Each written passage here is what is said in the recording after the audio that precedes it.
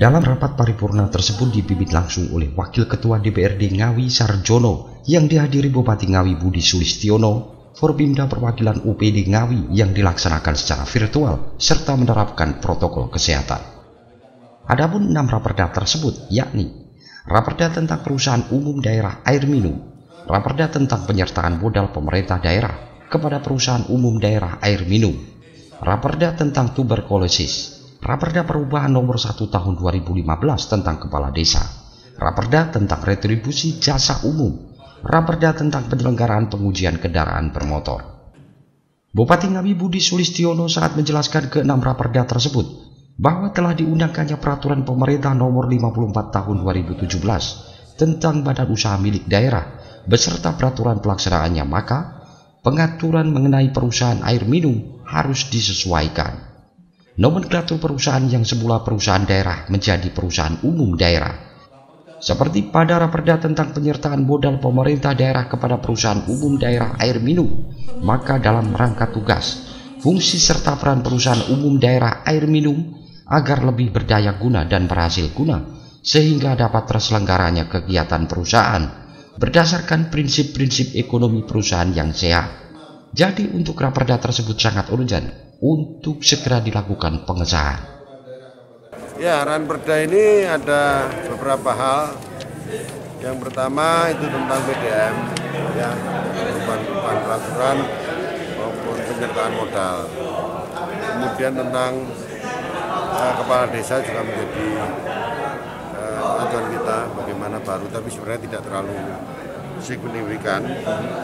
Kemudian untuk kesehatan TBC ini menjadi perhatian kita, karena TBC ini juga salah satu penularan cepat, walaupun yakin semua TBC ini bisa ditangani, tapi kalau tidak kontinu penanganannya akan menyebar terus-menerus di terutama anak-anak. Maka ini ada perdanya. Terus kemudian ujikir juga demikian, kita coba benahi sesuai dengan peraturan-peraturan yang ada, sehingga ada kendaraannya, ada yang digandeng, ada yang ditempelkan, ini menjadi semua.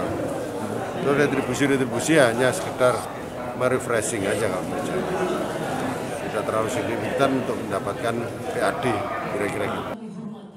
Sementara itu Wakil Ketua DPRD Ngawi Sarjono mengatakan pada prinsipnya setelah dilakukan penyampaian dari Bupati terkait 6 raperda dilanjutkan langsung dengan pandangan umum dari masing-masing fraksi, dan semua fraksi sudah menyetujui untuk dilanjutkan pada rapat-rapat selanjutnya. Alasan kenapa 6 raperda tersebut diajukan oleh eksekutif karena perlu adanya landasan peraturan, seperti halnya raperda tentang tuberkulosis guna melakukan penanggulangan di masyarakat agar lebih tepat sasaran. Tadi dilakukan pembahasan Perda setelah Bupati menyampaikan penjelasan dari 6 raperda yang sudah diusulkan dari eksekutif. Kemudian pada prinsipnya semua fraksi bisa menerima untuk dilanjutkan pada rapat-rapat selanjutnya. Dari 6 raperda itu kenapa diajukan oleh eksekutif? Di antaranya memang beberapa hal itu perlu landasan peraturan, seperti tuberkulosis itu memang perlu landasan hukum untuk penanggulangan penyebaran tuberkulosis ini. Beberapa penyelenggara atau tenaga-tenaga yang ada di lapangan itu perlu ada landasan hukum untuk melaksanakan penanggulangan tuberkulosis agar lebih efektif dan lebih tepat sasaran maupun hasilnya sangat maksimal. Kemudian juga tentang perubahan Perda Nomor 1 Tahun 2015 itu tentang kepala desa. Di antaranya ini menambah sebuah klausul bahwa tidak hanya tata cara pencoblosan melalui surat suara, tetapi bisa memberikan suara secara elektronik atau ya melalui IT. Sarjono menambahkan untuk agenda selanjutnya setelah dilakukan pandangan umum fraksi, maka akan dilanjutkan dengan paripurna dengan agenda jawaban Bupati.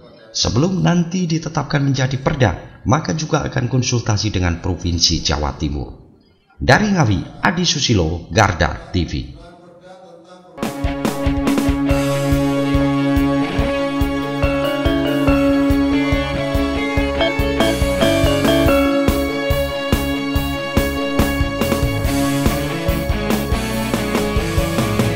Garda Revolusi Multimedia.